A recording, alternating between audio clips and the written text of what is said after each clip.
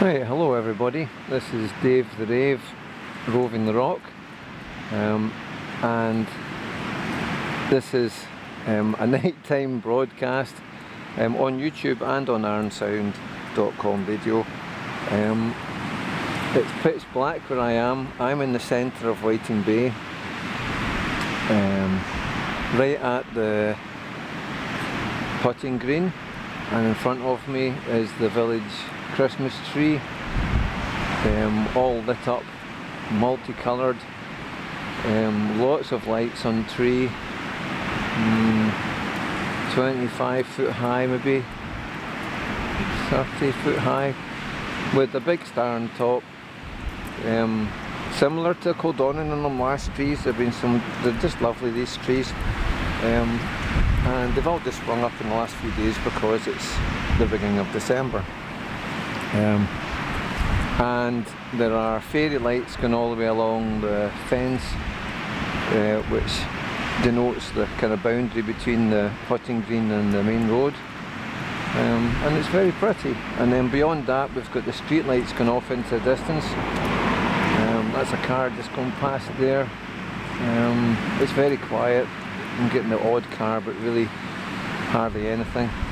And so this is lovely. It's bone dry, and the sky is clear. I'm quite cold, to be fair, but that's because the sky is clear, and that's the price you pay for having a nice clear night. What time is it? I don't know, but 7:30, 8 in the evening. So it's been dark for a while. I'm the only one here. I haven't seen anybody walking about or walking a dog or anything. It really is very quiet indeed. Looking about me, so I'm looking straight down the main road from the centre, looking south, past the tree, towards County Carpets and the art shop, and beyond that to Eden Lodge with the Most restaurant, and that road takes you to Kildonan.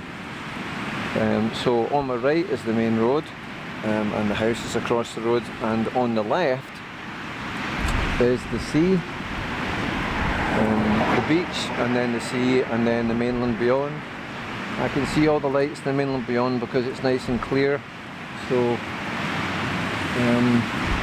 I've mentioned before, you've maybe heard me say, there aren't that many lights because I'm low down. If I was further up the hill, it would be a constant line of lights going right across the horizon, but because I'm low down, a lot of them are hidden from view because the earth is curved, of course, and that means that I'm not seeing so many of them because the mainland is maybe 12 miles away from here, and if the earth was flat, then I'd be able to see all of them. So that's the reason. Flat earthers, take note.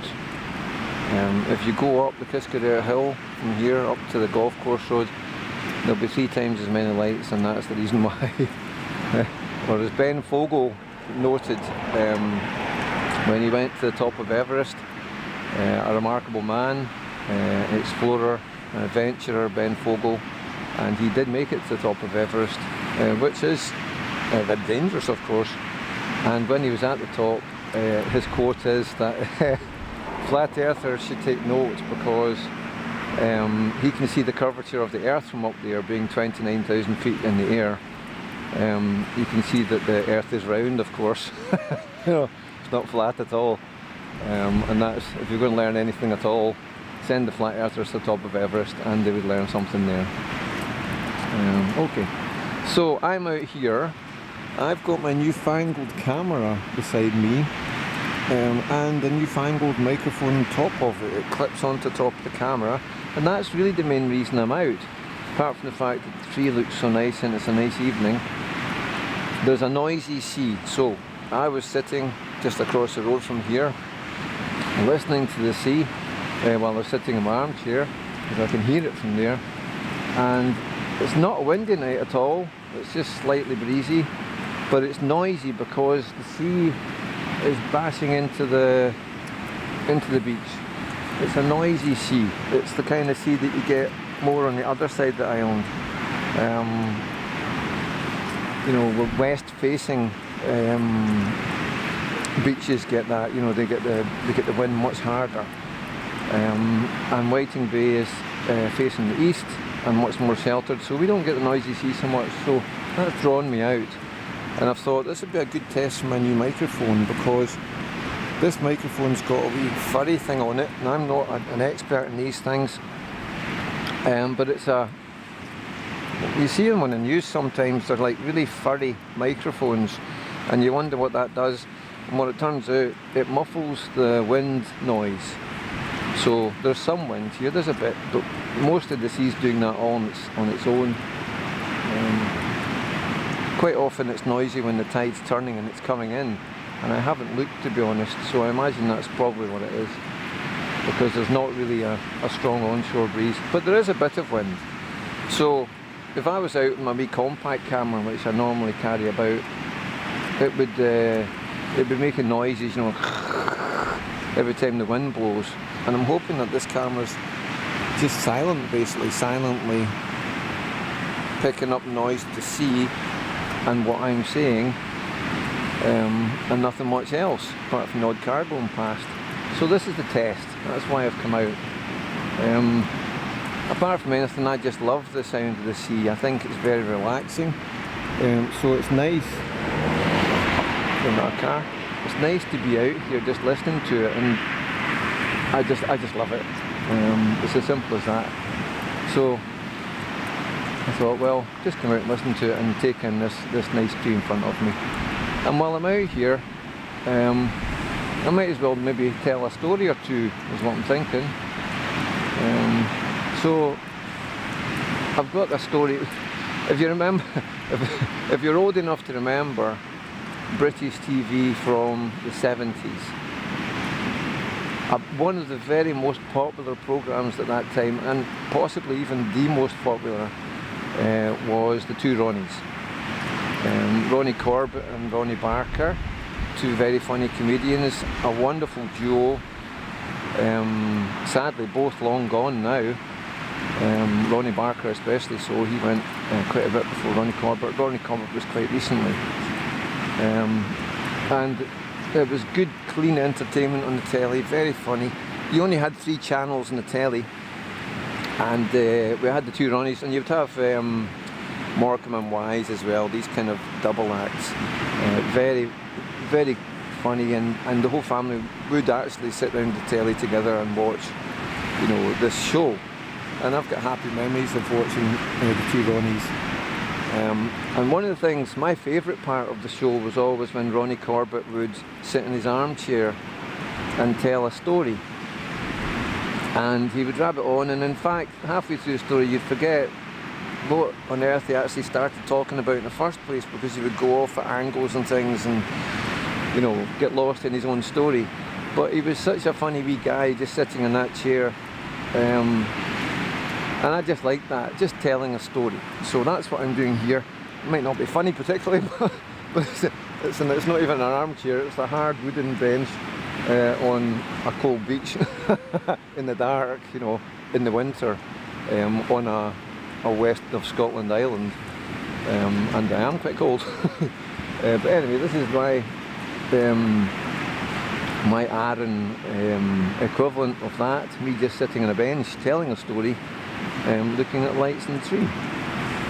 So I think what I'm going to do is talk about, I like to get exercise every day for at least half an hour, and I don't compete or anything, I haven't done any races for years and years, but I do like to stay a bit fit. So I think myself, I always think I get a half an hour of exercise a day, that'll do it, and I aim for that every day.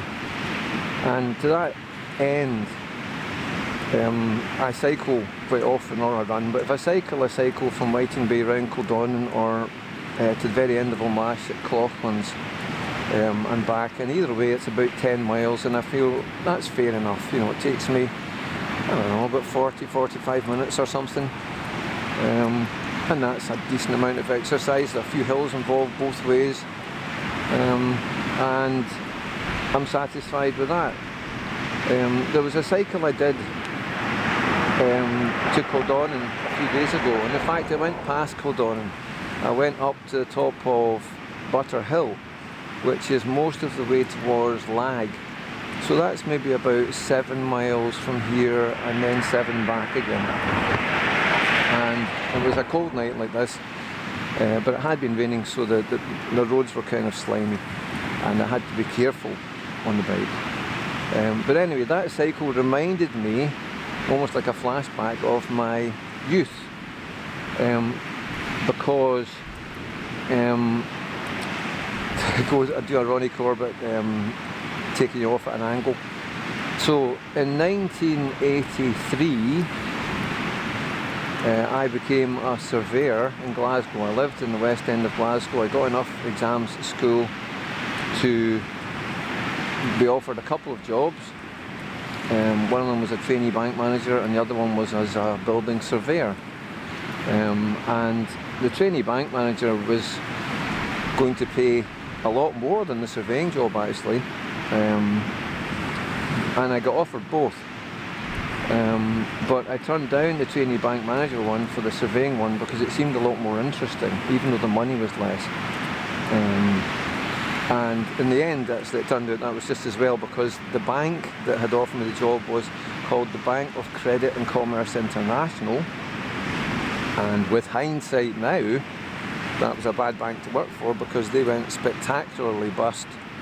Well, a good number of years after, but I don't know exactly, maybe 10 years after or something, but the whole thing collapsed entirely and that was the end of that bank. So it wouldn't have been a good future with that bank anyway. And it was a big bank at the time. But anyway, I ended up working as a building surveyor, and because I moved out of my parents' house,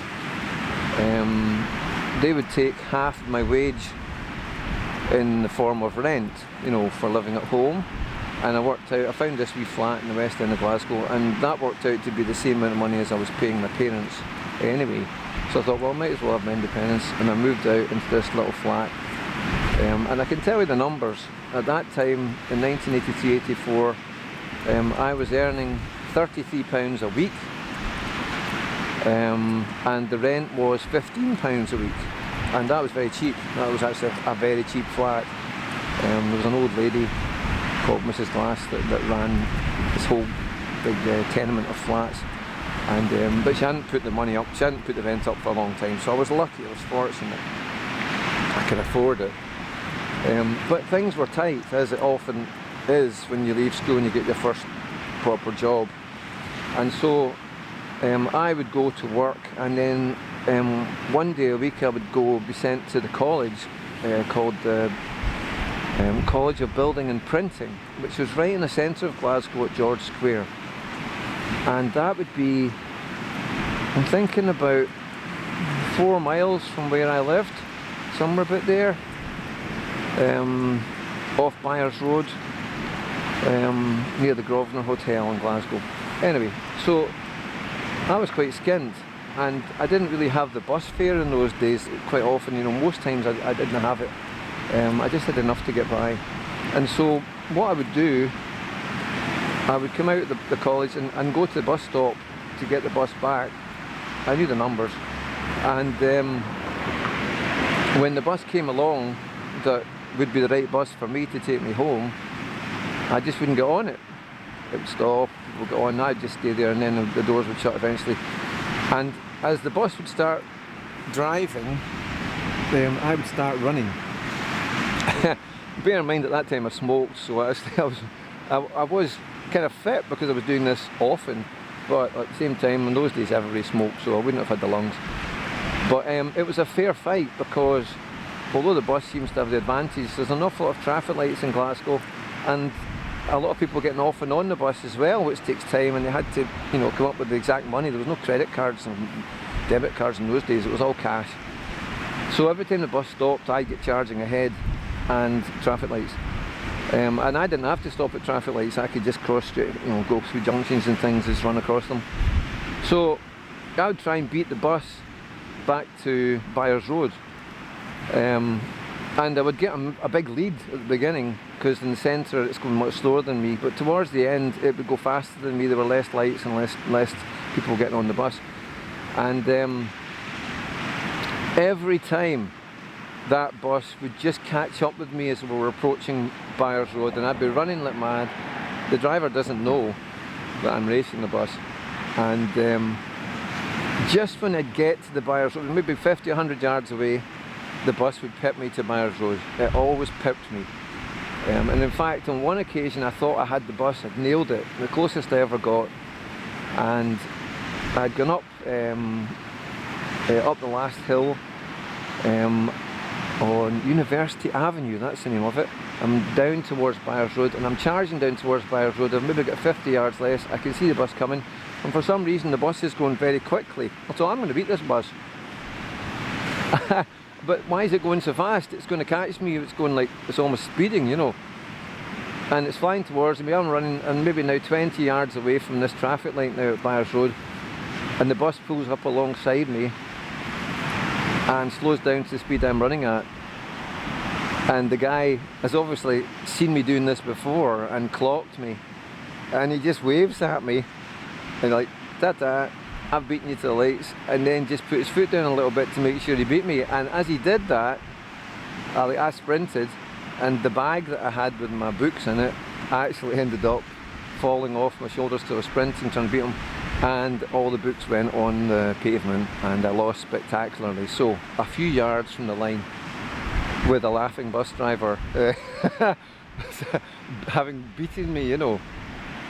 It's the only time I ever remember that they actually knew I was doing it, and that was my chance, and he deliberately caught me. I would have beaten him that time, and he stopped me. So that was disappointing, to say the least. I'll just adjust this wee camera thing there. There we go. So I never did beat the bus. And anyway, so coming back to what I was doing the other day, I was cycling from Butterhill, and I've got my dad's old touring bike, and it's probably a sign of my age, but I don't really use the racing bike anymore. I take my dad's touring bike out. I've got these two bikes by preference, because it's got a comfy saddle, it's got big fat tyres, you know, really padded, and it's got mud guards, and you don't get spray in your face, and so it's just an easy bike to ride. So I probably am showing my age preferring that. I don't time myself on the bike tips. I just take my time and pedal away. The racer's got pedal clips, the touring bike doesn't. It's just old-fashioned pedals, just an old-fashioned bike, the same as you would have had 50, 60 years ago, before racers. With touring handlebars, you know, the kind of straight handlebars. And I went up Butterhill, turned back, and started coming back towards High Kildonan. And in the distance behind me, I see the lights of a bus coming up. It's pitch black, by the way, so I'm cycling like it is just now in the pitch black. And there's nothing else on the road apart from this bus. And even though I'm on this very slow bike, I ended up, I thought, I'm just going to try and beat the bus all the way back to Whiting Bay, because it might overtake me before we get to the turn off for High Kildonan, but then it's going to go down Low Kildonan, isn't it? That's where all the bus stops will be.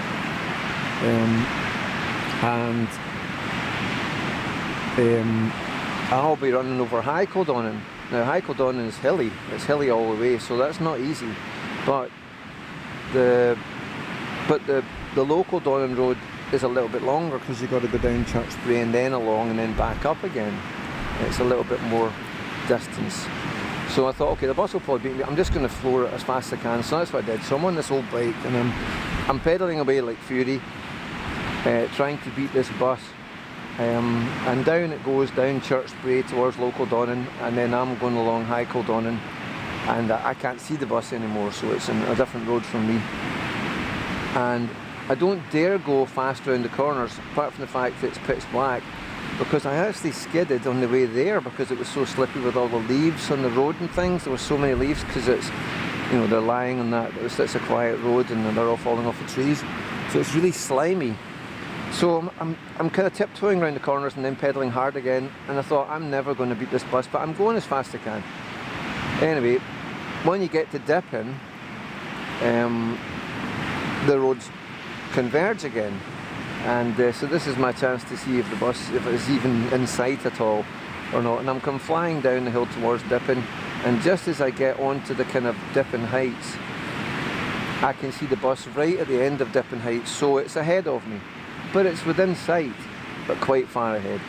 I thought, okay, I'm not going to catch that, I don't suppose, but I'm just going to keep nailing it anyway. I'm just going to, it's a great exercise, I'm just going to pedal as fast as I possibly can the whole time and try to beat this bus. And it reminded me of what I was doing when I was a youngster. I would have been 18.